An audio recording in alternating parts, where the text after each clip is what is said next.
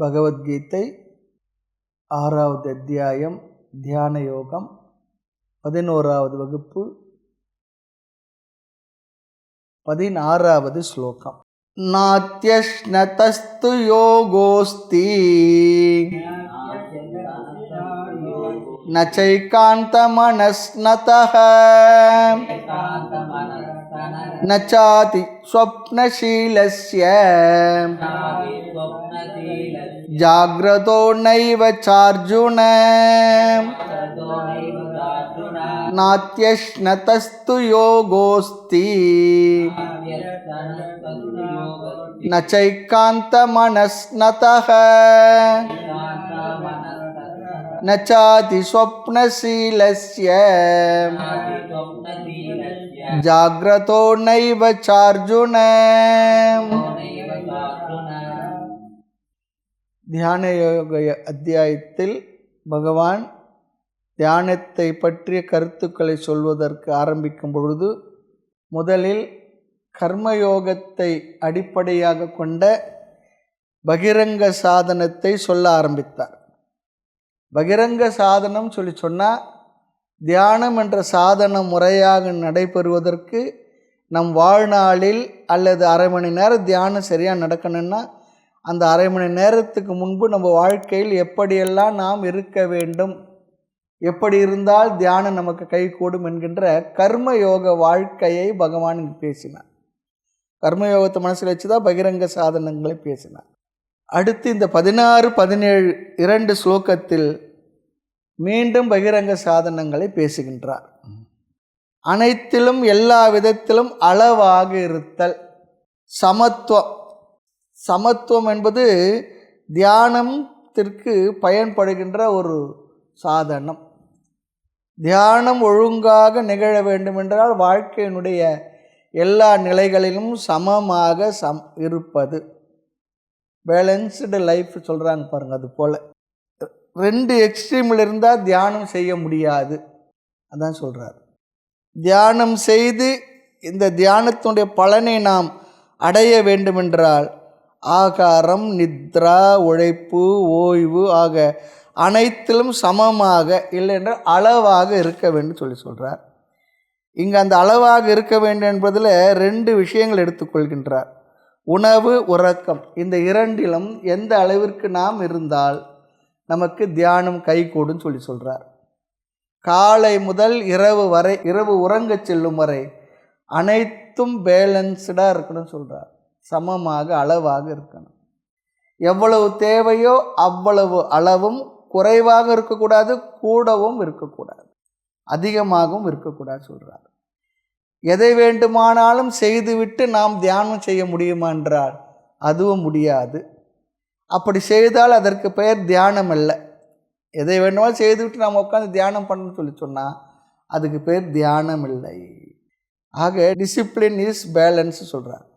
ஒழுங்குபடுத்தப்பட்ட ஒழுக்கங்களே அளவுன்னு சொல்கிறார், பேலன்ஸ்ன்னு சொல்கிறார். ஆக பொதுவாக நம்முடைய மனது எக்ஸ்ட்ரீமில் தான் போயிருக்கும். ஒன்றும் பண்ணாத கொலைப்பட்டினியாக இருக்கும், பேசவே மாட்டோம், அல்லது சாப்பிட்டா அளவுக்கு அதிகமாக சாப்பிடும், பேசிக்கிட்டே இருப்போம். இது எல்லாம் 2 எக்ஸ்ட்ரீமில் இருக்குது. ஆக அளவாக சமமாக இருப்பது மிக மிக கடினம். அதற்கு அதிகமான பயிற்சி தேவை இருக்குது சொல்கிறார். உணவு குறைவாகவும் நிறைய விரதம் இருப்பதும் கூடாது. உணவை ரொம்ப குறைவாக சாப்பிட்றது அல்லது தீவிரமாக எதுவுமே சாப்பிடாமல் அதாவது விரதம் இருப்பது, பட்டினி கிடக்கிறது, அதுவும் கூடாது சொல்கிறார். நல்ல அதிகமான உணவு உண்ட மயக்கத்திலும் தியானம் வராது, முழு பட்டினியிலும் தியானம் வராது. 2லுமே என்ன பண்ணும், உடல் அசந்து விடும், ஓய்வை எடுத்துக்கொள்ளும். ஆக முதலில் ஆகார நியமத்தை எடுத்துக்கொள்கின்றார் பகவான். காரணம், ஆகாரம்தான் எல்லா மாற்றத்தையும் நமக்கு கொடுக்கின்றது. அதனுடைய அளவு எந்த அளவோ அந்த அளவிற்கு நம்முடைய ஆரோக்கியமும் நம்முடைய மனதும் பாதுகாக்கப்படுகின்றது. அதிகமாக உண்பவனுக்கும் குறைவாக உண்பவனுக்கும் தியானம் கைகூடாது. இங்கு குறைவு அதிகம் என்பது அவரவருடைய உடலுடைய தன்மையை பொறுத்தது, உழைப்பை பொறுத்தது. இருந்தாலும் கூட இந்த குறைவு அதிகம் என்பது ஸ்கேல் எதை குறிக்கும் என்றால் அவரவர் செயல் உடலை பொறுத்தது. அதை வைத்து அவரவர்கள் முடிவு செய்து கொள்ள வேண்டும், அளவாக சாப்பிடணும். அளவான உணவுக்கு யோக சாஸ்திரத்தை சொல்லப்பட்ட அளவு என்ன தெரியுங்களா? அர்த்தம் பாதி. காய்கறிகளுடன் கூடிய திட உணவு நம்முடைய வயிற்றினுடைய பாதியில் நிரப்பப்பட வேண்டும். அடுத்து இந்த காய்கறினா வெஞ்சனம், பழக்கமான சொல் தான். அடுத்து கால் பகுதி நீரால் நிரப்பப்பட வேண்டும். அரை வயிறு நல்ல திட உணவு, காய்கறிகளுடன் கூடிய உணவு. வெறும் அரிசி சாதம் மட்டும் இல்லை, காய்கறிகளுடன் கூடிய உணவு அரை வயிறு. பிறகு கால் வயிறு நீரால் நிரப்பப்படணும். இப்போ என்ன, முக்கால் வயிறு நிரம்பி இருக்கும். உதகம் நீர். அடுத்து வாயுனுடைய சஞ்சனார்த்தம், கொஞ்சம் வாயு சஞ்சாரம் பண்ணுறதுக்கு அல்லது உணவானது அப்படி வயிற்றில் சென்று விரட்டி போடணும் இல்லையா, அதுக்காக சதுர்த்தம் கால் பகுதி காலியாக இருக்கணுமா. அப்போது அரை வயிறு சாப்பிட்ணும், உணவு இருக்கணும், கால் பங்கு நீர் நிரம்பி இருக்கணும், மீதி கால் பங்கு எம்டியாக இருக்கணும்னு சொல்கிறார். இது யாருக்கு? சாப்பிட்றதுக்கு முன்னே முழு வயிறு காலியாக இருக்கிறவங்களுக்கு இந்த அளவு, மேலே மேலே போட்டுக்கிட்டு இருக்கிறவங்களுக்கு இந்த அளவு இல்லை. அப்போ தான் இந்த அளவு பசிக்கும் பொழுது. இன்னொன்று இருக்குது, இன்னொரு அளவு சொல்கிறார், பசிக்கும் பொழுது சாப்பிட்ணும், சாப்பிட்ட பிற்பாடு கொஞ்சம் பசி தெரியணுமா. பசிக்கும்போது சாப்பிட்ணும், சாப்பிட்ட பிற்பாடு கொஞ்சம் பசி தெரியும் பொழுது எந்திரிச்சிடணும்னு சொல்கிறார். இதுவே முறை. இது தொடர்ந்த பயிற்சியினால்தான் கொஞ்சம் வருஷம் ஆகும் அப்படி பழகிறது, நம்முடைய இயல்பாகிறது. இது யோக சாஸ்திரம் சொல்லுகின்ற ஒரு முறை. இப்போ எப்படி நாம் இருக்கோன்னு சொன்னால் 90% ஸ்தூல பதார்த்தம், 15% காப்பி இல்லை நீர் எதுனா சாப்பிட்றோம். இதுதான் 105 ஆயிடுதுன்றார். சொல்லுவாங்க சிலர் மூக்கை பிடிக்க சாப்பிட்றது, நெஞ்சு முட்டை சாப்பிட்றது சொல்கிறாங்க பாருங்கள். அது போல் ஆக மத்திய பிரதேசம் காலியாக இருந்தால் தான் உத்தரப்பிரதேசம் மூளை வேலை செய்யும், இல்லைன்னா என்ன ஆகும், அதுவும் மந்தமாகிடும். அவ்வளோதான். ஆக பாகவதத்தில் ஒரு கதை இருக்குது. ஒரு மாணவன் அதி புத்திசாலியாக, ஆசிரியர் கேட்குறதுக்கு முன்னே பதிலை சொல்லிக்கிட்டே இருந்தான், முந்திரி கொட்டைன்னு சொல்லுவாங்க. அது போல் அதனால குருநாதர் சொன்னார், அவன் சாப்பிட்ட பிற்பாடு ஒரு 1/2 லிட்டர் எருமை பாலை கொடுங்கன்னார். சாப்பிட்ட பிற்பாடு அதில் பாலை கொடுங்கன்னார். அதிக உணவு என்ன ஆகும், மந்தமாக்கிடும். ஆக அதிகமான உணவே நோய்க்கு காரணம், மிதமாக இருப்பது மிக மிக கடினம். புத்தர் என்ன பண்ணார், அதிக போகம் அவருடைய அரண்மனையில் எந்த கஷ்டமும் தெரியாத அப்பா வளர்த்துட்டார். எதையுமே கண்ணில் படாமல் இருக்கணும். நம்ம பிள்ளைங்களே அப்படி தான், ஒரு சிரமம் இல்லாத வளர்க்கணும். நாம் பட்ட கஷ்டம் பிள்ளைங்க படக்கூடாதுன்னு நினைக்கிறோம். அதுதான் நாம் பண்ணுற ஒரு தப்பாகிடுது. அவங்களுக்கு நம்ம பட்ட கஷ்டம் அவங்களுக்கு தெரியும்னா அவங்களும் அந்த கஷ்டங்களை பட்டால் தான் வாழ்க்கையோட அனுபவங்கள் அவங்க மேலே பெரியவங்களாகும்போது அவங்களுக்கு பயன்படும். புத்தர் அப்படி அவங்க அப்பா வளர்த்துட்டார், ஒரு கஷ்டமும் தெரியாது, ஒன்றையும் கண்ணில் பார்க்காம. பிறகு வெளியில் ஒரு நாள் வரும்போது சில உண்மைகள்லாம் தெரிந்து கொண்டார். தெரிந்த பொழுது முழுமையான கடினமான வாழ்க்கை அப்படியே நேர் எதிராக திரும்பிட்டார். சாப்பாடு கூட சாப்பிடாமல் அப்படியே உட்காந்துக்கிட்டு இருந்தார். அப்போ அந்த பகுதி அந்த பக்கம் வழியாக அவர் புத்தராக அரண்மனை விட்டு வெளியே வந்தபொழுது அப்புறம் மாடு மேய்க்கிறவ அந்த ஒரு சின்ன ஒரு வீணை போல் அந்த வாசித்துட்டு வந்தானா. வீணை கம்பி அதிகமாக முடிக்கினாலும் பாட முடியாது, தளர்வாக இருந்தாலும் அதை மீட்ட முடியாது, அளவாக இருக்கணுன்றது அந்த பாட்டினுடைய அர்த்தம். அவர் காலத்தில் இருந்த மொழி பிராகிருத மொழி சொல்லுவாங்க. அவர் உபதேசமெல்லாம் பிராகிருத மொழியில் இருந்தது சொல்லுவாங்க. அதனால தான் மக்களை மிக எளிமையாக அந்த அவருடைய உபதேசங்கள் சென்று அடைந்தது என்று சொல்லுவார்கள்.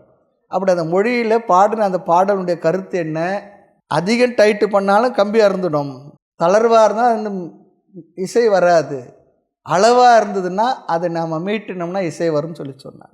அதை கேட்ட உடனே புத்தர் பிற்பாடு எந்திரிச்சு உணவு சாப்பிட்டாருன்னு சொல்லுவாங்க. பேலன்ஸாக இருப்பது ரொம்ப கடினம்னு சொல்லுவாங்க. ஆக சில பேர் இன்னொன்று பண்ணுவாங்க, அல்சர் வந்துடும் சொல்லி சாப்பிட்டுக்கிட்டே இருப்பாங்க. சில பேர் சுகர் வந்த பிற்பாடு அதிகமாக சாப்பிட ஆரம்பிச்சிடுவாங்க. 1 மணி நேரத்துக்கு ஒருக்க ஜீரணமாகுதல் போட்டுக்கிட்டே இருக்கணும்னு சொல்லிட்டு. அப்படிலாம் இல்லை, இடையிடையே சாப்பிட்றது. அதுக்கு வாரியார் ஒரு கதை சொல்லுவார். அம்மா சமையல் ஆரம்பிச்சிட்டாங்க, வெந்நீர் வச்சாங்க. அந்த காலத்தில் குக்கர் இல்லாத காலம், அரிசி போட்டிருந்தாங்க. வெந்நீர் கொதித்த உடனே அப்புறம் ஒரு 10 நிமிஷம் பொறுத்து, 5 நிமிஷம் 10 நிமிஷம் பொறுத்து ஒரு ஆள் வந்தாராம். அதில் இன்னொரு கைப்பிடி அரிசியை போட்டாங்களாம். இன்னும் கொஞ்சம் நேரத்துக்கு இன்னொருத்தர் வந்தாராம், அதில் இன்னும் கைப்பிடி அரிசி போட்டாங்களாம். அது எப்படி எப்படி வரும் சாப்பாடு? அதுபோல் நம்ம வயிற்றில் என்ன பண்ணுறோம், ஏதோ ஒன்று சாப்பிட்றோம், யாரோ கொடுத்தா மறுபடியும் அதில் போடு, அப்புறம் இன்னொன்று கொடுத்தா போடு. மதியம் சாப்பாடு வரைக்கும் எதெல்லாம் கிடைக்கிறதோ போட்டுக்கிட்டே இருந்தோம்னா வயிறு என்ன தான் பண்ணும், அந்த வயிறு கன்ஃபியூஸ் ஆகிடும். ஜீரணம் பண்ணுறது வேலையை செய்கிற வயிறு கன்ஃபியூஸ் ஆகிடும். அப்படி இல்லை, இடைவெளி இருக்கணும்னு சொல்கிறார். சாப்பாட்டுக்கு சாப்பாடு இடைவெளி இருக்கணும். ஒருத்தர் எனக்கு தெரியும், காலையில் எதனா சாப்பிட்டாருன்னா அதோடு எதையும் சாப்பிட்றது, நடுவில் டீ காஃபி கூட குடிக்கிறது இல்லை. அவர் பெரிய ஒரு மில்லுடைய ஓனராக தான் இருக்கார். அவர் கூட எதையும் நடுவில் சாப்பிட்றதில்ல. அவர் மதியம் போய் சாப்பிட்றது, அதே மாதிரி சாயந்தரம் நடுவில் எதுவுமே சாப்பிட்றது இல்லை. அது பெரிய விஷயந்தான். நமக்கு கிடைக்கிறதெல்லாம் எடுத்து உள்ளே போட்டுக்கிட்டே இருக்கிறோம். அதனால தான் சொல்லுவாங்க, ஒரு வேளை சாப்பிட்டா யோகியா, 2 வேளை சாப்பிட்டா போகியா, 3 வேளை சாப்பிட்டா ரோகி, 4 வேளை சாப்பிட்டா துரோகி, 5 வேளை சாப்பிட்டா என்னென்னா அவர் அந்த மனுஷன் லிஸ்ட்டில் சேர்க்கக்கூடாது. உணவு ஒரு ஆசைக்காக தான் சாப்பிட்றோம். நாம் சாப்பிட்ற உணவு கூட உடலுடைய தேவைக்கு இல்லை, மனதினுடைய தேவைக்கு தான் சாப்பிட்றோம். மனதின் தேவைக்கு தான். ஆக அதிக இடைவெளி கொடுத்தும் சாப்பிடக்கூடாது, அடிக்கடி சாப்பிடக்கூடாது, அளவாக சாப்பிடணும். குறைவாகவும் ரொம்ப குறைவாகவும் சாப்பிட்றக்கூடாது. உடலுக்கு தேவையான வலு வரணும், ஆரோக்கியம் இருக்கணும், சக்தி இருக்கணும். அடுத்து உறக்கம் கூட அதிகமாக உறங்கினாலும் தியானம் வராது, அதிகமாக தூங்குறவங்களும் தியானம் வராது. இப்படி அதிகமாக தூங்கினோம்னா நம்மளோட முழு பர்சனாலிட்டி என்ன ஆகும், தமோ குணத்தில் போய் உட்காந்துடும். சரி, குறைவாக தூங்கினா தியானம் வருமானா? குறைவாக தூங்கினா அந்த உறக்கம் என்ன பண்ணும், தியான நேரத்தை அந்த உறக்கத்தை உடம்பு எடுத்துக்கும், தியானத்தில் தூங்கும். அதுவும் அளவாக இருக்கணும்னு சொல்கிறார். ஸ்லோகத்தை பார்க்கலாம். அதி அஷ்ணத, அதிகமாக உணவு உண்பவனுக்கு. அதி அஷ்ணத, தனக்கு வேண்டியதை விட அதிகம் உண்பவனுக்கு. யோகம் தியானம் நாஸ்தி ந யோக அஸ்தி, யோகம் சம்பவிக்காது, கைகூடாது, இல்லைன்னு சொல்லிடுறார். அதிகமாக உணவு உண்பவனுக்கும் யோகம் சம்பவிக்காது. நச்ச ஏகாந்தம் அனஷ்ணத, ஏகாந்தம் என்றால் இங்கு முழுமையாக சாப்பிடாதவனுக்கு. அனஷ்ணத, குறைவாக சாப்பிடுவனுக்கும் ஒழுங்காக சாப்பிடாதவனுக்கும் முழுமையாக சாப்பிடாதவனுக்கும் நச்ச அவனுக்கும் யோகம் தியானம் கைகூடாது. ரொம்ப அழகாக சொல்கிறார். நச்ச அதி சொப்ன ஷீலஸ்ய, சொப்ன சொல்லி சொன்னால் இங்கே உறக்கம், சீலஸ்ய ஹேபிட் பழக்கம். அதிகமாக உறங்கி பழகியவனுக்கு ந யோக அஸ்தி, அவனுக்கும் தியானம் சம்பவிக்காது. அதி ஜாகிரத, அதிகமாக விழித்திருப்பவனுக்கும் நைவ யோகம் கைகூடாது. ஹே அர்ஜுனா, பகவான் ரொம்ப அழகாக ஒரு கருத்தை இங்கே சொல்கிறார். அதனால தான் இந்த சாதனத்துக்காக வாழ்க்கையை முழுக்க ஒப்படைச்சிட்டு வந்துட்டோம்னா குருகுலங்களில் ஆசிரமங்களில் நல்லா அவர்களுக்கு முழு நேரம் ஒரு ப்ரோக்ராம் போட்டு கொடுப்பாங்க, அதுபடி நடக்கணும். இல்லை என்றால் நாம் ஒரு ப்ரோக்ராம் போட்டு நம்ம அதிகமாக அப்படி உறக்கத்தில் மற்றதில் சென்று விடாமல் இருப்பதற்காக நாம் ஒரு பழக்கத்தை பழக்கட்டுன்னு சொல்லி சொன்னால் அது நமக்கு இந்த வாழ்க்கைக்கு பிரயோஜனமாக இருக்குது. இந்த வாழ்க்கையில் எதை அடையணுமோ அந்த லட்சியத்தை நோக்கிய பயணத்தில் நமக்கு அது உதவியாக இருக்கும். இல்லைன்னா என்ன ஆகிடும்னா காலமும் போயிடும், நாமும் வயசாக ஆகிடும். கடைசியில் பார்த்தா நம்ம எதை அடைவதற்காக வந்தோமோ லட்சியத்தின் பக்கத்தில் கூட போயிருக்க மாட்டோம், வீணாகிடும். அதான் இங்கே ரொம்ப அழகாக சொல்கிறேன். அதிகமாக உண்பவனுக்கும் உணவே எடுத்து கொள்ளாதவனுக்கும், குறைவாக சாப்பிடுபவனுக்கும், அதிகமாக உறங்குபவனுக்கும், உறக்கமே இல்லாதவனுக்கும், முழு விழிப்போடு விழித்து கொண்டிருப்பவனுக்கும் இங்கு யோகம் தியானம் கைகூடாது. ஹே அர்ஜுனா, ஆக அதிகமாக உண்பவனுக்கும் உண்ணாதவனுக்கும், அதிகமாக உறங்குபவனுக்கும், அதிகமாக விழித்திருப்பவனுக்கும் யோகம் கைகூடாது, தியானம் என்பதே நடக்காதுன்னு சொல்கிறார். அடுத்து 17வது ஸ்லோகம். யுக்தாஹார விஹாரஸ்ய யுக்தசேஷ்டஸ்ய கர்மசு யுக்தஸ்வப்னாவபோதஸ்ய யோகோ பவதி துக்கஹ. யுக்தாஹார விஹாரஸ்ய யுக்தசேஷ்டஸ்ய கர்மசு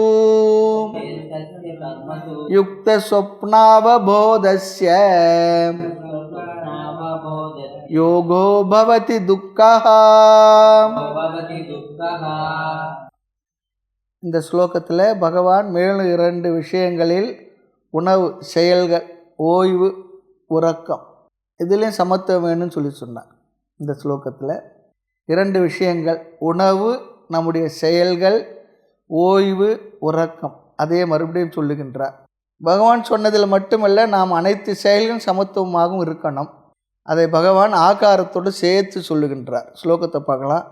யுக்தம் சொன்னால் தேவையான அளவு, ஆகாரக உணவு உண்ண வேண்டும், தேவையான அளவிற்கு உணவை உண்ண வேண்டும். அது தேவை அவரவருடைய உடலை பொறுத்தது, அவர்களுடைய செயல்கள் ஆக்டிவிட்டிஸ் பொறுத்தது. விகாரம் சொல்லி சொன்னால் பொழுதுபோக்கு நடவடிக்கைகள், வாக்கிங் முதலிய எல்லாம் அதுவும் கூட அளவாக இருக்கணும்னு சொல்கிறார். வாக்கிங் கூட அளவாக இருக்கணும், ஆக்டிவிட்டிஸ் நடத்தல், ரிலாக்ஸ் பண்ணுறது, ஓய்வெடுத்தல், இதெல்லாம் விகாரசி என்ற வார்த்தை வருகின்றது. ஓய்வும் அளவாக இருக்கணும். விகாரம் சொல்லி சொன்னால் ஓய்வுன்னு சொல்லிட்டுறார். ஓய்வு எடுக்கிறேன்னு சொல்லிட்டு எப்போ பார்த்தாலும் ஓய்வாக இருக்கிறது இல்லை. ஆக நம்முடைய மனதுக்கு தொடர்ந்து வேலை கொடுத்து வந்தாலும் கூட சலிச்சிடும் சில நேரத்தில். ரிலாக்ஸும் செய்யணும், அதுவும் தேவை. மாறுதல், மாற்றம், டைவர்ஷனும் தேவை தான். அது கொஞ்சம் தேவை. அதிகம் ரிலாக்ஸ் பண்ணால் மைண்ட் லூஸ் ஆகிடுன்னு சொல்கிறேன். லூஸ் ஆகிடுன்னா வேறு அர்த்தம்னா ரொம்ப சாதாரணமாக ஆகிடும், அவ்வளோதான். தியானத்தில் என்ன பண்ண முடியாது, ஸ்திரமாக நம்மால் இருக்க முடியாது. கொஞ்சம் மனதை ரொம்ப தளர விட்டுனா மீண்டும் அதை ஒரு நிலைக்கு கொண்டு வருவதற்கு சிரமமாகி விடுகின்றது. பொழுதுபோக்கு அதிக நேரம் செலவு பண்ணால் வாழ்க்கையை பொழுதுபோக்கு ஆக்கிவிடும். அதுதான் சொல்கிறார். ஆசிரமங்களுக்கு வந்துட்டோம்னா படிக்கிற ஹேபிட் இருக்குது. எப்பொழுது படிக்கும் பருவத்தில், மாணவ பருவத்தில் காலை படிப்பு, மதியம் படிப்பு, இரவும் படிப்பு சொல்லி சொன்னால் அது என்ன இருக்கும், ரொம்ப ஒரு மாதிரி இறுக்கமாக தான் இருக்கும். அதற்கேற்ற மனநிலை இருக்கணும். அல்லது ஓரளவுக்கு அங்கே ரிலாக்ஸும் இருக்கணும். நம்ம கேம்பெல்லாம் அப்படி தான் பண்ணுறாங்க. கொஞ்சம் நல்லா ரிலாக்ஸாகவே ப்ரோக்ராம் போட்டு அவங்கள அழைச்சிட்டு வந்து பண்ணிட்டு போகிறாங்க. சில பேர் முழுக்க அவங்கள டைட்டாக படிப்பு படிப்பு படிப்புன்னு சொல்லி வச்சுருக்கிறாங்க. அது ஆட்களை பொறுத்து இருக்குது, ஆர்வத்தை பொறுத்து இருக்குது. இருந்தாலும் கூட கொஞ்சம் நமக்கு எல்லாருக்குமே வாழ்க்கையில் ரிலாக்ஸாகவும் இருக்கணும். முழுக்க அப்படி ஆகிடக்கூடாது. அதை அளவுபடுத்தி ஒழுங்குபடுத்தி நாம் அதில் நடந்து கொள்ள வேண்டும். அடுத்து யுக்த சேஷ்டஸ்ய கர்மசு, நம்முடைய கடமைகளில், கர்மசு செயல்களில், சேஷ்ட செயல்களை செய்வதிலும் யுக்தக அளவு வேணும்னு சொல்கிறார். நம்முடைய கடமைகள், வேலைகள், செயல்கள் அளவு வேணும். சில பேர் ஒர்க்காகாலிக் சொல்லுவாங்க பாருங்கள். எப்போ பார்த்தாலும் ஏதாவது செய்துக்கிட்டே இருக்கணும், செய்யாமல் ஒன்றும் இருக்க முடியாது. அப்படி இருக்கிறது அதுவும் கூட கூடாது சொல்லி சொல்கிறார். யாருக்கு? இந்த தியான யோகிக்கு. காரணம், உடலும் மனதும் அவனுக்கு அளவாக செயல்கள் ஈடுபட்டிருந்தால் மனசு தியான நேரத்தில் தியானத்தில் ஈடுபடும். அதிகமான உழைப்பு இருந்தால் உடல் என்ன பண்ணும், தியான நேரத்தில் ஓய்வு எடுத்துக்கும். அதிகமாக மனசில் நிறைய படித்து அது இதுன்னு சொல்லியிருந்தால் அந்த மனது என்ன பண்ணும், கொஞ்சம் ஓய்வு எடுத்துக்கும். அப்புறம் தியானம் நடக்காது. அப்புறமா அங்கே தூக்கம்தான் இருக்கும், கொரட்டையோடு தூக்கம் இருக்கும். ஆக நம்முடைய கடமைகள், வேலைகள், செயல்களில் அளவு வேண்டும். சிலர் பேர் என்ன பண்ணுவாங்க, பொருள் ஈட்டுவதற்காக வேலைகள் அதிகமாக செய்வாங்க, சாப்பாடை கூட பார்க்க மாட்டாங்க. அதிகமாக அப்படி செயல் அதிகமாக ஈடுபட்டாலும் தியானம் நமக்கு கை கூடாது சொல்லுவாங்க. ஹெல்த்தை பணயமாக வச்சு வெல்த்தை சம்பாதிப்பாங்க. அப்புறம் வெல்த்து கிடைச்ச பிறகு ஹெல்த்து போயிடும். அந்த வெல்த்தை வச்சு ஹெல்த்தை பார்த்துக்குவாங்க. அப்புறம் என்ன, எல்லாம் தானிக்கு தீனி சரி போயிடுது, அவ்வளோதான். அப்படி இருக்கக்கூடாதுன்னு சொல்லி சொல்கிறார். ஆக அளவாக இருக்க வேண்டும். ஆக அளவான உணவு, அளவான உறக்கம், அளவான ஓய்வு, அளவான உழைப்பு, அளவான செயல், அளவான பொழுதுபோக்கு, அளவான விளையாட்டு முதல் கொண்டு எல்லாவற்றிலும் ஒரு அளவு இருக்கட்டும்னு சொல்லி சொல்கிறார். இது நமக்கு ஆரம்பத்தில் பழக்கிக்கொள்ள முடியுமா என்றால் சிரமமாகத்தான் இருக்கும். இருந்தாலும் கூட இந்த அளவுகளை நாம் புரிந்து கொண்டு இருந்து நம்ம செயல்களில் நாம் இவைகளை கடைபிடித்தால் தியான யோகியாக ஆகலாம் என்று பகவான் சொல்லுகின்றார். யுக்தக அளவாக, சொப்பனம் சொல்லி சொன்னால் உறக்கம், அவபோதஸ்ய விழிப்பிலும் அளவாக இருப்பார். எப்போ பார்த்தாலும் கொட்டை கொட்டை கொட்டை கொட்டை வீழ்ச்சிட்டு இருக்கிறது அப்படியும் இல்லை. ஆமாம், நாம் இதை சேர்த்துக்கணும். என்ன, எப்போ பார்த்தாலும் டிவி பார்க்குறது, எப்போ பார்த்தாலும் ஊர்வம்பு பேசுறது, எப்போ பார்த்தாலும் உடற்பயிற்சியே செய்துக்கிட்டு இருக்குது, அதுவும் கூட அவசியம் இல்லை. உடற்பயிற்சியும் தேவை தான், ஒரு அளவு இருக்குது, அவ்வளவுதான். ஆக இயற்கை உணவு, சில பேர் பார்க்குற சில முகாம்கள்லாம் போய்ட்டு வரோம். இயற்கை உணவு, ஒரு டம்ளர் தண்ணியை 1 மணி நேரம் 1.5 மணி நேரம் அப்படியே மெதுவாக குடிக்கிறது சொல்லுவாங்க.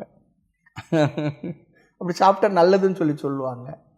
சிலதெல்லாம் ரொம்ப டூ மச்சாக தெரியுது நமக்கு, டூ மச்சு தான்.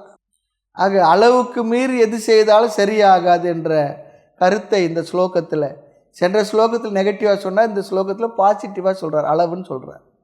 யோகக, இங்கே தியானமானது அவனுக்கு என்னவாம், துக்கக, மனதில் துக்கத்தை நீக்குவதாக அமையும். இந்த அளவாக வைத்து கொண்டு தியான யோகியாக இருந்தால் தியானம் செய்தால் அவனுக்கு அந்த தியானம் அவனுக்கு துக்கத்தை போக்கும் ஒரு சாதனமாக இருக்கும்.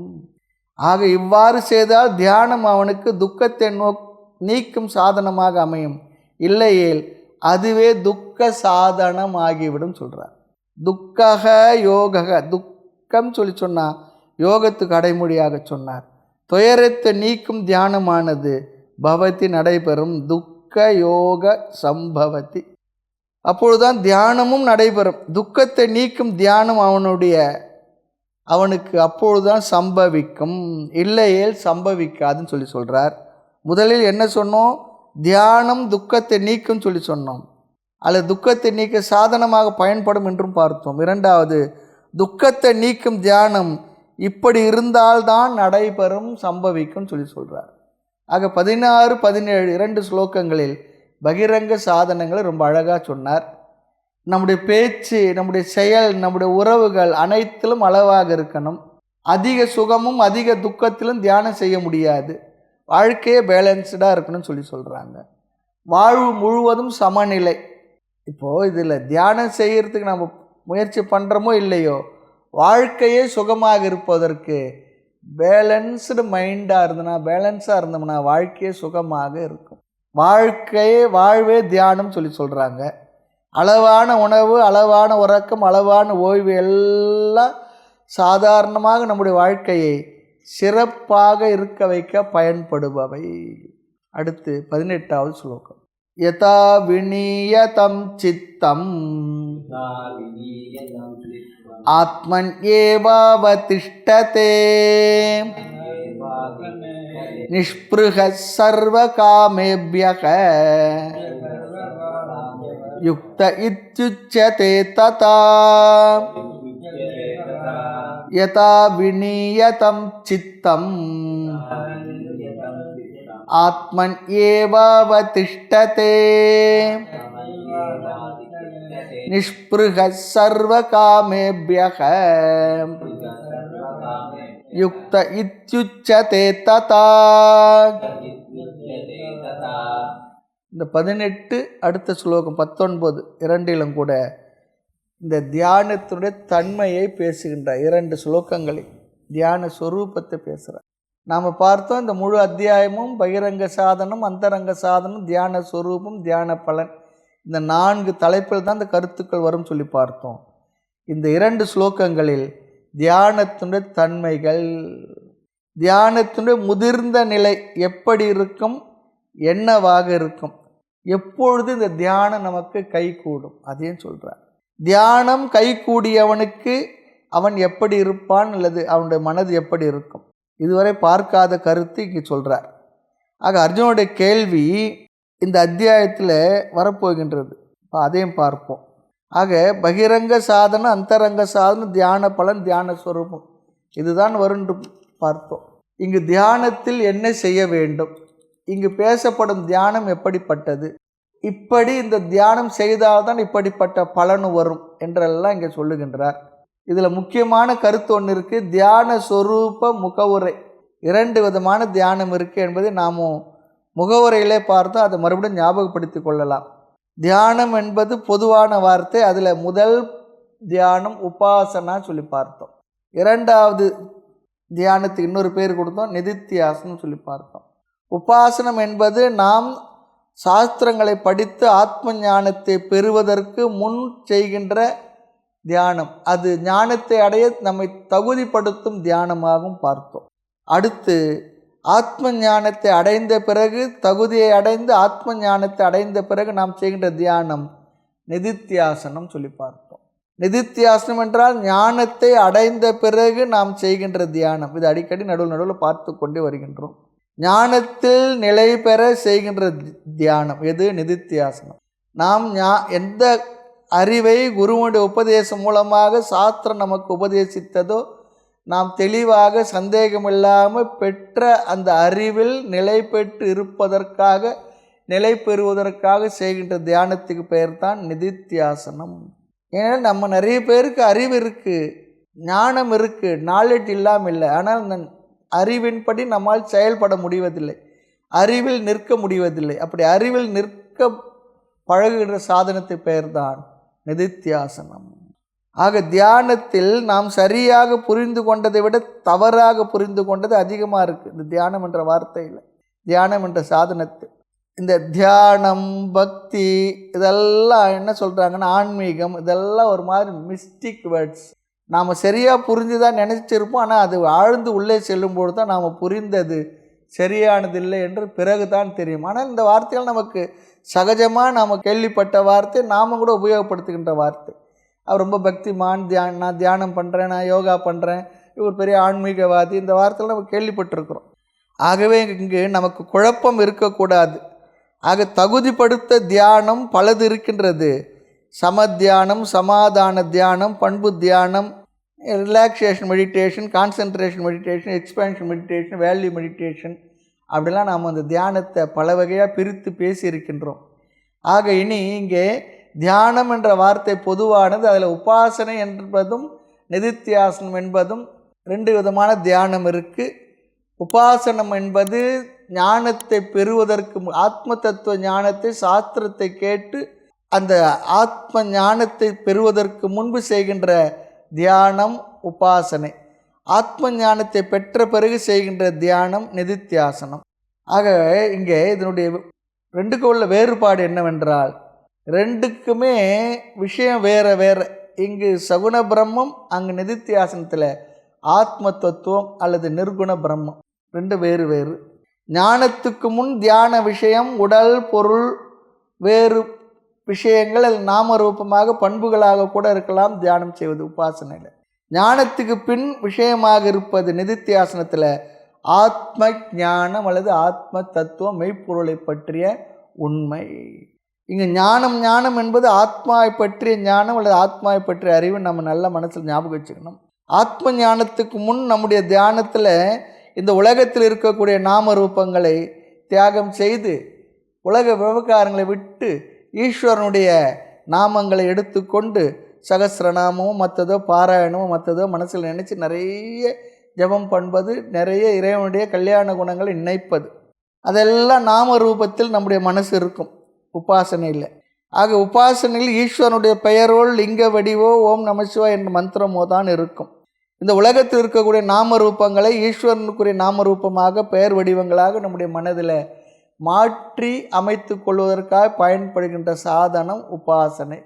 ஏன்னா உலக விவகாரங்கள், உலக விஷயங்களை, பொருள்களை நிறைய நினச்சி வச்சுருப்போம். அதையெல்லாம் மாற்றி அழியாத பரம்பொருளை பற்றிய சகுண பிரம்ம உபாசனை நாம் செய்வது, அது உபாசனம்.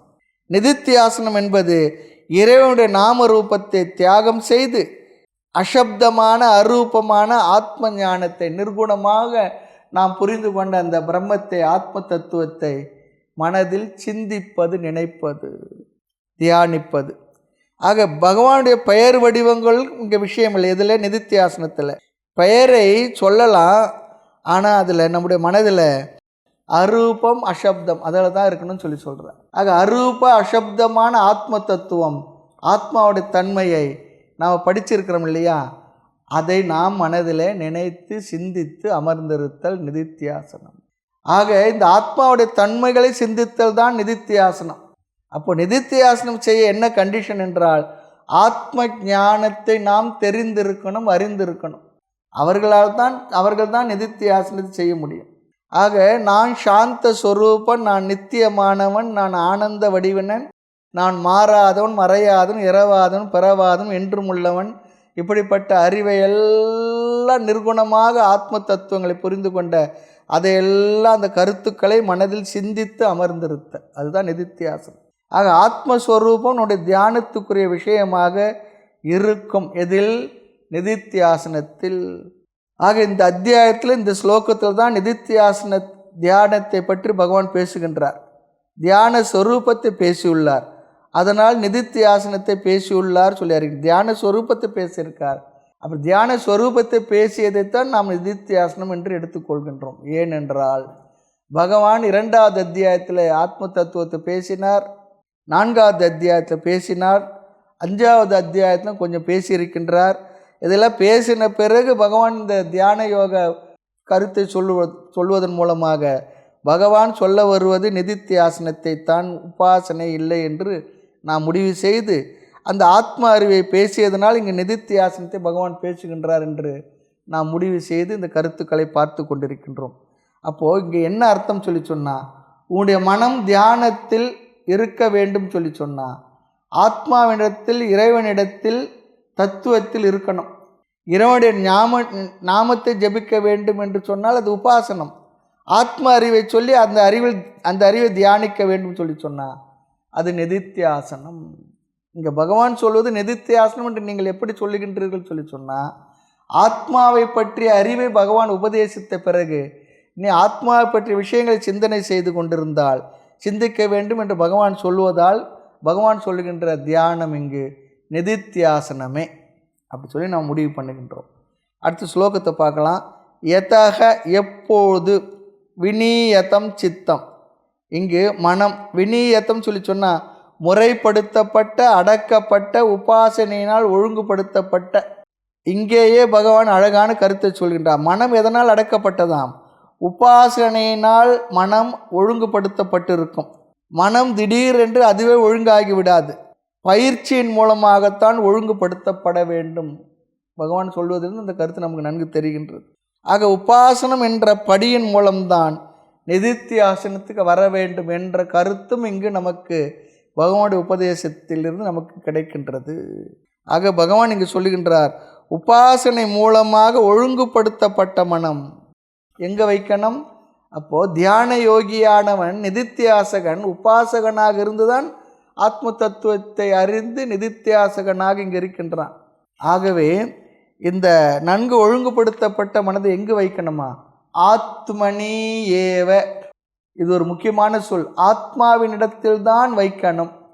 அவதிஷ்டதே நிற்கின்றதோ, ஸ்திதிம் லபதே ஸ்திதியுடன் நிற்கின்றதோ. ஒழுங்குபடுத்தப்பட்ட இந்த மனமானது ஆத்மாவிடத்தில் நிற்கின்றதோ. இதிலிருந்து பகவான் சொல்வது தியானத்துக்குரிய விஷயம் இங்கு ஆத்ம தத்துவமே என்பதையும் சொல்லிவிடுகின்றார். அப்போ எனக்கு ஆத்மா தெரிந்திருக்கணுமே சொல்லி சொன்ன, ஆமாம், சாஸ்திரத்தின் மூலமாக குருவினுடைய கருணையினால் இந்த ஆத்மாவை நாம் தெரிந்து வைத்திருப்போம். ஆத்ம அனாத்ம விவேகத்தை செய்தும் இருப்போம். அப்படி செய்து ஆத்மாவை பற்றி தெளிவான கருத்தை நாம் அறிந்திருந்தால் இப்படிப்பட்ட ஆத்மாவில் ஆத்மனி ஏவ ஆத்மாவில் மட்டுமே நிற்கின்றதோ இது தியானத்தினுடைய முதிர்ந்த நிலைன்னு சொல்கிறார். எப்பொழுது பார்த்தாலும் நம்முடைய மனதானது எப்பொழுதும் ஆத்மாவை பற்றி சிந்தித்து கொண்டிருந்தால் இது தியானத்தினுடைய முதிர்ந்த நிலை. எப்பொழுது நாம் தியானத்தின் முதிர்ந்த நிலை அடைந்தவனாவேன்? பகவான் ஒரு ஸ்கேல் அளவு சொல்கிறார். நிஷ்பிருகாக, ஸ்பிருகாக சொல்லி சொன்னால் ஆசை, நிஷ்பிருகாக சொல்லி சொன்னால் ஆசையற்ற மனதில் நிராசையின்றேல் தெய்வம் உண்டோ சொல்லுவார். ஆசையற்ற மனதில், ஆசை அதிகம் இருந்தால் மனசு அங்கே அந்த ஆசைக்குரிய வஸ்துக்களை நினைத்து கொண்டிருக்கும். ஆசையற்ற மனதில் ஆத்ம தத்துவம் மட்டுமே இருந்து கொண்டிருக்கும். அந்த மனது என்ன பண்ணும்? ஆத்மாவை பற்றியே நினைத்து கொண்டிருக்கும். ஒரு காலமன்று இது சதா கால பூஜையாய் ஒப்புவித்தன்னு சொல்கிறார் பாருங்க. அது போல் சர்வ காமேபியக வெளி விஷயங்கள், எப்பொழுது எல்லா பொருள்களிலிருந்தும் ஆசையற்ற மனநிலை, எந்த பொருள்களிலும் மனம் நிற்கவில்லையோ, வெளி விஷயங்கள் செல்லாமல் ஆத்ம தத்துவத்தில் மட்டும் மனசு நிற்குமோ, நின்று அதிலேயே நிலை பெற்றிருக்குமோ, அது எதனால் நடந்ததான்? ஆத்மாவிலேயே மனது நிலை பெற்றிருப்பது ஆசையற்ற காரணத்தினால் சொல்கிறார். யுக்தக இதி உச்சதே ததா. அப்பொழுது தியானத்தில் நிலை பெற்றவன் பொருந்தியவன் என்று சொல்லப்படுகின்றான். அனைத்து பொருள்களிலும் ஆசையற்ற நிலை சொல்கிறார். இது திருஷ்ட சொல்லிச்சுன்னா பார்த்த, ஸ்ருதம் கேட்டவற்றில் என்று ரெண்டு விஷயங்கள் இருந்து என்று அர்த்தம். யுக்தக இது யுச்சது அனைத்து பொருள்களையும் ஆசையற்ற நிலை என்றால் பார்த்ததில் கேட்டதில். நம்ம நிறைய விஷயங்களை பற்றி தெரிந்து கொள்வது நம்ம மனசுக்கு வர்றதுக்கு காரணமாக இருக்கிற ரெண்டு புலன்கள் என்ன? பார்ப்பதன் மூலமாக நாம் விஷயங்களை மனசுக்குள் அனுப்புகின்றோம், கேட்பதன் மூலமாக அதிகமாக விஷயங்களை நாம் கிரகிக்கின்றோம். அப்படி பார்த்த கேட்ட விஷயங்களிலிருந்து என்று இங்கே அர்த்தம். மனது அவைகளில் ஒட்டி கொள்வது இல்லை. நான்ஸ்டிக் தோசைகள் மாதிரி சொல்கிறார். நான்ஸ்டிக் அதில் ஒட்டுறதில்லை. அதை நிஸ்பிருகாக என்கின்றார்.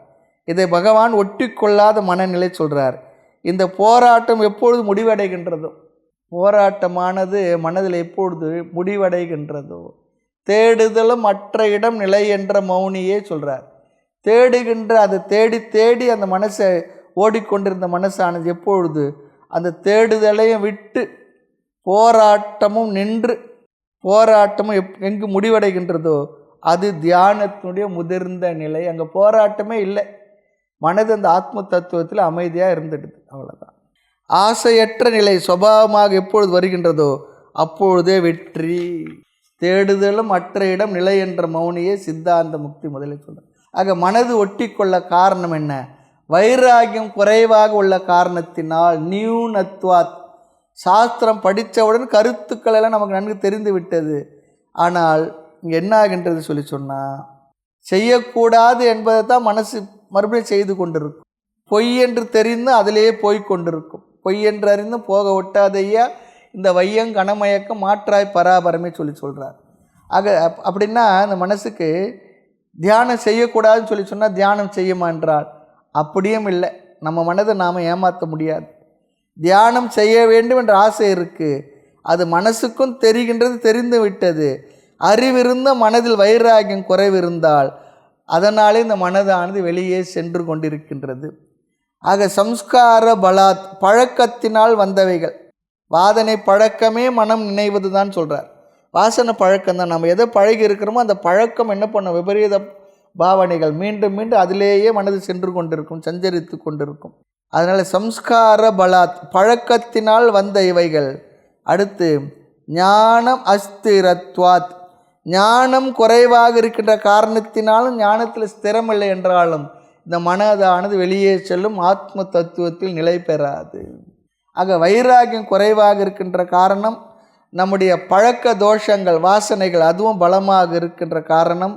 அடுத்து ஞானத்தில் பலம் இல்லாமல், ஞானத்தில் உறுதி இல்லாமல் இருக்கின்ற நிலையும். இந்த மூன்று நிலைகளும் நம்மை ஆத்ம தத்துவத்தில் மனதை பொருத்தி வைத்திருக்க இயலாத நிலையை ஏற்படுத்தி இருக்கின்றது. அல்லது ஞானத்தில் நிலை பெறாத நிலைக்கு காரணம் ஞானம் தார்டியம் இல்லை.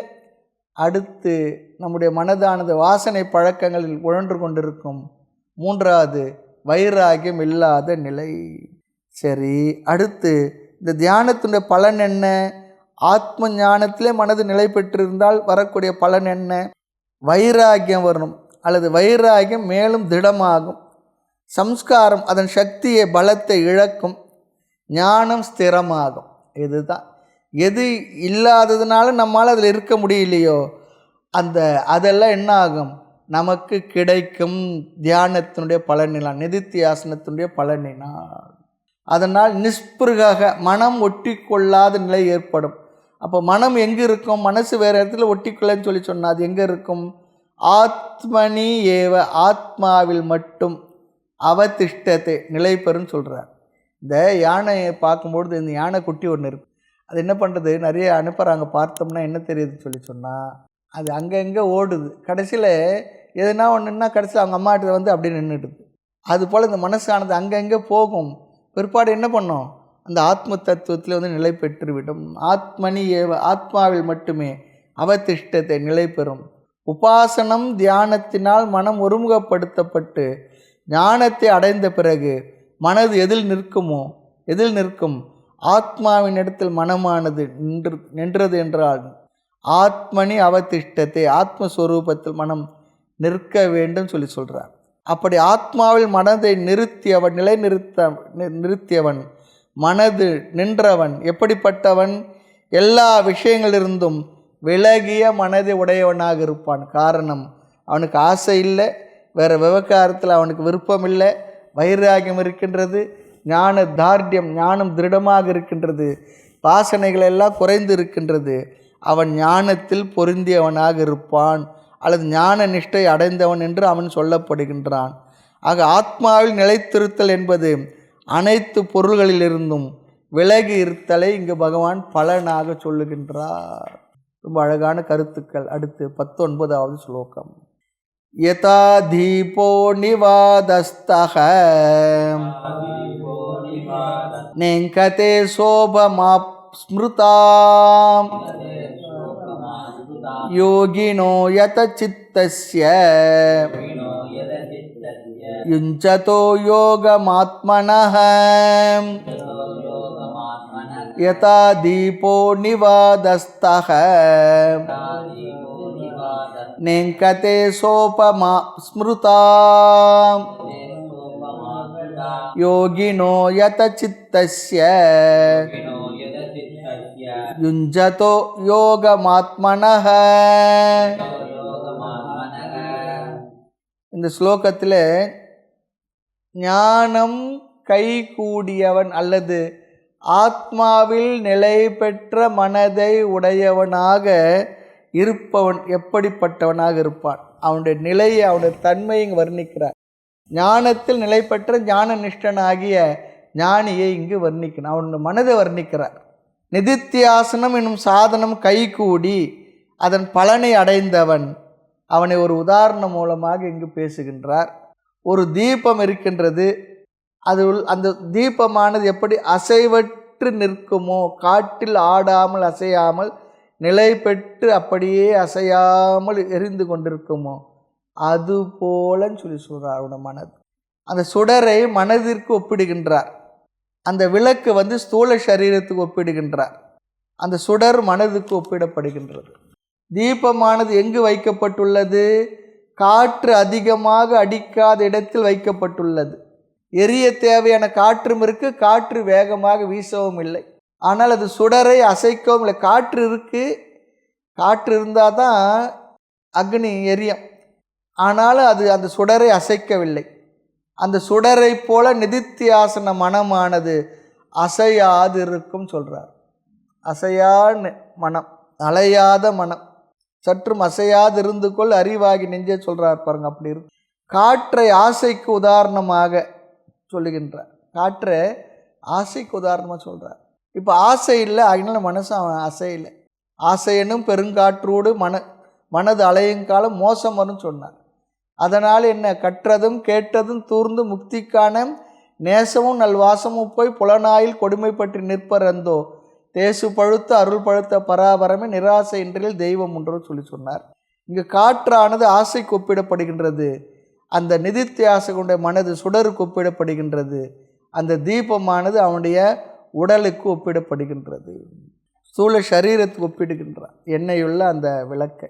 ஆக நம்முடைய மனம் அசையும் தீபம் போல இருக்குமா. ஆசையானது மனதை ஓட வைக்கின்றது, அலைய வைக்கின்றது, சஞ்சலப்படுத்துகின்றது. காற்றிலிருந்து சுடரை காக்க வேண்டுமென ஒரு சுவர் வேணும். அது என்ன? அந்த சுவர் தான் வைராகியம், ஆசையற்ற மனநிலை. ஆக ஞானம் என்ற தீபத்தை பாதுகாக்கணும்னு சொன்னால் ஆசையினால் தாக்கப்படாத மனது என்ற சுடரை அசையாமல் அமைதியாக வைத்திருக்க வேண்டும். ஸ்ரத்தையனும் வாழும் உதவி சொல்கிறார். மௌன மந்திராதிக்கிய வித்தையை வேந்தருளிய சொல்கிறார். காற்றை பிடித்து கரக்கத்தில் அடைத்தபடி கண்ம புணர்க்குள் ஊறும் கடைகட்ட நவவாயில் பெற்ற பசு மட்களை காயத்துள் என இருத்தின்னு சொல்கிறார். இதெல்லாம் இருப்பதை எப்படிலாம் இருக்கின்றோம் என்பதை நன்கு நாம் புரிந்து கொண்ட பிறகு உன்னுடைய மனதானது தெளிவடைந்து வைராகியத்துடன் ஆசையற்ற மனமாக இருக்கும் பொழுது அந்த தீபம் எப்படி அசையாமல் காற்றில் அசையாமல் இருக்குமோ அதுபோல ஆசையற்ற மனதில், வைராகியமுடைய மனதில், திடமான ஞானமுடைய மனது அதிலேயே நிலை பெற்று இருக்கும். உதாரணம் தீபத்தை போல. இந்த உதாரணத்தை நானாக கற்பனை பண்ணி சொல்லலை, மனதின் தத்துவம் தெரிந்த பெரியோர்களுடைய உதாரணம் என்கின்றார். யோகிகளினால் மனதின் தன்மையை ஆராய்ந்து உணர்ந்தவர்களால் கூறும் உதாரணம் என்கின்றார் இங்கு பகவான். யார் மனது? நிதித்தியாசன பலனை அடைந்த அவனுடைய மனது அப்படி இருக்குமா. இரண்டாவது ஒரு கடைசி பகுதி இப்படி படிக்கணும். எப்படி பார்ப்போம்? ஆத்மனக யோகம் யுஞ்சத. ஆத்மனக ஆத்மாவை பற்றிய, ஆத்மாவை குறித்த, விஷயீகிருத்திய ஆத்மாவை பொருளாக கொண்ட யோகம் தியானம். ஆத்மனக யோகம் ஆத்மாவை விஷயமாக கொண்ட தியானம் என்றால் ஆத்ம தத்துவத்தை நினைக்கின்ற தியானம் நிதித்தியாசனம். இறைவனை நினைக்கின்ற ஜபம் தியானம் உபாசனை. ஆத்மா நினைக்கின்ற தியானம் நிதித்தியாசனம். இறைவனை நினைக்கின்ற ஜபம் பாராயணம்லாம் என்ன? உபாசனை. இது ரொம்ப நம்ம தெளிவாக இருக்கணும் இந்த அத்தியாயத்தை படித்து முடித்த பொழுது. ஆக யுஞ்சத என்றால் ஈடுபட்டு கொண்டுள்ள, தியானம் செய்பவனுடைய, ஆத்மாவை பற்றிய தியானத்தை செய்து கொண்டிருக்கக்கூடிய யோகி. இங்கே யோகி என்றால் நிதித்தியாசகன். அவனுடைய மனது எப்படி இருக்கும்? நன்கு கட்டுப்படுத்தப்பட்ட மனமாக இருக்கும். இப்படிப்பட்ட மனதையுடைய யத சித்தஸ்ய கட்டுப்படுத்தப்பட்ட மனதுக்கு, யதக என்றால் கட்டுப்படுத்தப்பட்ட, சித்தஸ்ய மனதுக்கு, யத சித்தஸ்ய யோகினாக சேர்த்து படிக்கக்கூடாது. யத சித்தசிய கட்டுப்படுத்தப்பட்ட மனதுக்கு, ஒரே விபக்தியாக வேற்றுமையாக இருந்தாலும் யோகினக என்பது யோகியினுடைய, யத சித்தசிய என்பது அவனுடைய மனதை குறிக்கின்றது. அப்படி கட்டுப்படுத்தப்பட்ட அவனுக்கு அல்லது கட்டுப்படுத்தப்பட்ட மனதுக்கு ச உபமா ஸ்மிருதா, சோபமா ஸ்மிருதான்னு இருக்கு பாருங்க. சக இந்த உபமா எக்ஸாம்பிள், உவமை திருஷ்டாந்தம், திடீர்னு உப்புமான்னு வந்துடக்கூடாது. உபமா எக்ஸாம்பிள், உவமை திருஷ்டாந்தம், ஸ்மிருதா கூறப்படுகின்றது, பேசப்படுகின்றது. இப்படிப்பட்ட யோகியுடைய மனதிற்கு இப்படிப்பட்ட மனது உதாரணமாக சொல்லப்படுகின்றது. யத சித்தசிய உபமாவோடு சேர்த்து சொல்லணும். யாரால் தான் சொல்வதாக பகவான் சொல்லவில்லை, சொன்னாலும் நாம் ஏற்றுக்கொள்வோம். ஆனால் விளக்க ஆசிரியர்கள் இங்கு பேசுகின்றார்கள், மனதின் தன்மையை தெரிந்தவர்களால் இப்படி கூறப்படுகின்றது. மனது நிற்கலே சஞ்சலப்படுகிறது சொல்லி சொன்னால் என்ன சொல்கிறாங்கன்னா, அந்த மனது அப்படி நின்றாதான் தகராறு, நிற்கலே சென்று கொண்டே இருக்கின்றது, அலை பாய்ந்து கொண்டிருக்கிறது, அது மனதுடைய இயல்பு. ஆமாம், சஞ்சலப்படவில்லை என்றால் அதற்கு பெயர் மனசு இல்லை, மனதுன்னு அதுக்கு பெயர் இல்லை. இல்லை அப்படியே நின்று போச்சுன்னு சொல்லி சொன்னால் அதுவும் தகராறு தான், அதுக்கு போய் ட்ரீட்மெண்ட் பண்ணணும்னு சொல்லுவாங்க. ஆக நிதித்தியாசனத்தில் மனம் சுடர் போல அசையாது இருந்தால் நாம் என்ன பண்ணியிருக்கோம், இந்த ஆசை, மனதுடைய வாசனைகள், ஞானம், ஸ்திரமில்லா தன்மையெல்லாம் கடந்து வந்து விட்டோம் சொல்லி அர்த்தம். ஆனால் தீபம் வைக்கும்பொழுது என்ன பண்ணணுமா, இந்த ஒவ்வொரு நாளும் தீபத்தை வைக்கும்போது இந்த தத்துவத்தை மனசில் நாம் நினைக்கணுமா. வீட்டுக்கெல்லாம் பார்க்கலாம், காமாட்சி தீபம், மீனாட்சி தீபம்லாம் கொளுத்து சாயந்தரத்தில் கொளுத்தி வைப்பாங்க, காலையிலையும் பொருத்தி வைப்பாங்க, அதுக்கு பூஜையெல்லாம் பண்ணுவாங்க பாருங்கள். அதுபோல் இந்த தீபத்தை ஏற்றும்போது நம்முடைய மனதும் இப்படி அசையாத அலையாத மனம் நமக்கு இருக்க வேண்டும் என்று பிரார்த்தனை பண்ணிக்கணும். ஆக யதா யதா என்றால் எப்படி, தீபக சுடரானது எங்கு வைக்கப்பட்டுள்ளது, வாதக காற்று, நிவாதக காற்று இல்லாத இடம், சதி வைக்கப்பட்டுள்ளது. ஜோதி அசைக்கின்ற அளவு அங்கு காற்று இல்லை. அப்போ எப்படி என்றால் நேங்கதே, இங்கதே என்றால் அதற்கும் இதற்கும் அலைவதற்கு பெயர், ந இங்கதே என்றால் அதற்கும் இதற்கும் அசைவதில்லை. இங்கனம் சொல்லிச்சுன்னா அதற்கும் இதற்கும் அலைவதற்கு பெயர், ஃப்ளிக்கரிங் சொல்கிறோம் பாருங்கள். அது நேங்கதே என்றால் ந கம்யதே, ஆடுவது அசைவதில்லை, நேராக நிற்கின்றது. யோகியின் மனம் ஏன் அப்படி இருக்கு, நம்முடைய மனம் ஏன் அப்படி இல்லை? மனது எதில் ஈடுபடுகின்றதோ, எதில் அது ஆசை வைத்திருக்கின்றதோ, எதில் இந்த விவகாரத்தில் அதற்கு விருப்பம் இருக்கின்றதோ, அபிமானித்திருக்கின்றதோ, அப்படிப்பட்ட தன்மையை அது ரிஃப்ளெக்ட் பண்ணுறது. சாந்தமான ஆத்மாவிடத்தில் நிற்கும் பொழுது சாந்தத்தை மனது பிரதிபலிக்கும், வெளிப்படுத்தும். ஞானியுடைய மனம் ஆத்மாவில் இருப்பதனால் ஆத்மாவுடைய சாந்த ஸ்வரூபம் அவனுடைய மனதிலும் பிரதிபிம்பிக்கின்றது. ஆக இந்த இடத்துல மனது எங்கே இருக்கோ அப்படி எதில் இருக்கோ அப்படி தான் இருக்கும். மழை நீர் எங்கு விழுகின்றதோ அந்த பூமியினுடைய தன்மை எடுத்துக்கொள்வதைப் போல அனாத்மாவில் இருந்தால் அது அமைதி இல்லாத முக்குணத்துடன் அலைந்து கொண்டிருக்கும், ஆத்மாவில் இருந்தால் அதன் தன்மையில் இருக்கும். ஆத்மாவுடைய 3 சொரூபம் என்ன, சத்து சித்து ஆனந்தம். உலகிலுள்ள ஜடப்பொருள்கள் எல்லாமே ஆத்மாவுடைய சத்ஸ்வரூபத்தை பிரதிபிம்பிக்கின்றது. களிமண் இருக்குது, 20 பானை செய்கிறாங்க, அல்லது பானை செய்கிறாங்க, 20 பானை, எத்தனையோ ஒரு பானை வச்சுக்கோங்க. களிமண் இருக்குது, பானையுடைய இருப்பு களிமண்ணை சார்ந்தது, பானையுடைய இருத்தல் களிமண்ணை சார்ந்தது, பானையை சார்ந்ததில்லை. களிமண் இருத்தலை பானை பிரதிபிம்பிக்கின்றது. அதுபோல உலகில் எதையெல்லாம் பார்த்து இருக்கின்றது என்று நாம் சொல்கின்றோமோ, அது இருக்குது இது இருக்கு என்று, அவையெல்லாம் ஆத்மாவுடைய பிரதிபிம்பம். பிற்பாடு மனதானது ஜடமானது அறிகின்றதே சொல்லி சொன்னால், சிந்திக்கின்றது உணர்கின்றது சொல்லி சொன்னால், ஆத்மாவுடைய சித்தினுடைய பிரதிபிம்பம், சைத்தன்யத்தின் பிரதிபிம்பமே சிதாபாசத்தில் சென்று இதெல்லாம் நமக்கு இவைகளையெல்லாம் நமக்கு அறிவித்து கொண்டுள்ளது. இதெல்லாம் நாம் உபனிஷத்து பகவத்கீதையில் நம்ம கொஞ்சம் விசாரம் பண்ணியிருக்கோம். ஆக சைத்தன்யத்தினுடைய சத்தம்சத்தை இங்கே நாம் விசாரம் பண்ணலை, அதுவும் இருக்கின்றது. ஆத்மாவுடைய ஆனந்த அம்ச பிரதிபிம்பம் எங்கு பார்க்கலாம் என்றால் அதை நாம் பார்த்திருக்கின்றோம், யோகியுடைய மனதில் பார்க்கலாம். யோகி என்றால் இங்கு நிதித்தியாசரகன். மனம் எந்த விக்ஷேபமும் இல்லாத பொழுது, மனதில் எந்த விதமான விவகாரம் இல்லாமல், அலையாமல், சஞ்சலப்படாமல், சலனம் இல்லாமல் இருக்கும் பொழுது ஆத்மாவுடைய ஆனந்தம் அவனுடைய மனதில் பிரதிபிம்பிக்கின்றது. இப்பொழுது நம்முடைய மனம் ஆத்மா ஆனந்தம் என்று சொன்ன பிறகும் கூட ஆத்மா ஆனந்தம் என்று நாம் தெரிந்து கொண்ட பிறகும் கூட ஆனந்தம் ஏன் என் மனதில் தெரியலே, நான் உணரலே சொன்னால் மனதனுடைய விக்ஷேபத்தினால், மனதனுடைய சஞ்சலத்தினால் நாம் அதை அறியவில்லை. ஞானநிஷ்டன் மனதின் பிரதிபிம்பத்தை, ஆத்மாவுடைய ஆனந்த பூர்ண நிலையை அவன் மனது அசையாத காரணத்தினால், அமைதிப்படுத்திவிட்ட காரணத்தினால், அல்லது ஆத்மாவை பற்றி அறிவிலேயே மனது நிற்கின்ற காரணத்தினால், தீபத்தை போல, அதனால் அவனுக்கு என்ன, அந்த ஆனந்த பிரதிபிம்பம் நன்கு அவனுக்கு தெரிகின்றது. ஏன் அவனுக்கு அசைவில்லை சொன்னால் ஆசை இல்லை. ஏன் அவனுக்கு ஆசை இல்லை? வைராகியத்தினால். ஆக நமக்கும் ஆரம்பத்தில் வைராகியத்தினால என்ன பண்ணணும், இதையெல்லாம் காப்பாற்ற வேண்டும். பிறகு முதல்ல வைராகியத்தினால் மனதை காப்பாற்ற வேண்டும். பிறகு ஆத்ம ஞானத்தினால் மனதை காக்க வேண்டும். அப்படி காப்பாற்றினால் மனதை சஞ்சலம் இல்லாததாக, ஆசை இல்லாததாக இதை அமைதிப்படுத்தி அந்த ஆத்ம ஆனந்தத்தை மனதில் முழுவதுமாக பிரதிபிம்பிக்கின்ற அதை நாம் புரிந்து கொள்ள முடியும். அப்படி வாழ்க்கையையும் அமைதியாக ஆனந்தமாக நம்மால் நடத்தி செல்ல முடியும். ஆகவே 18 முதல் 18, 19 இந்த 2 ஸ்லோகங்களில் தியான சொரூபத்தையும் ஞானியுடைய மனதையும் பகவான் விவரித்தார். இனி அடுத்த வகுப்பில் பார்ப்போம். 20வது ஸ்லோகத்தை அடுத்த வகுப்பில் பார்ப்போம். மூர்த்தி எல்லாம் வாழி, எங்கள் மௌன குரு வாழி, அருள் வார்த்தை என்றும் வாழி, அன்பர் வாழி, பராபரமே.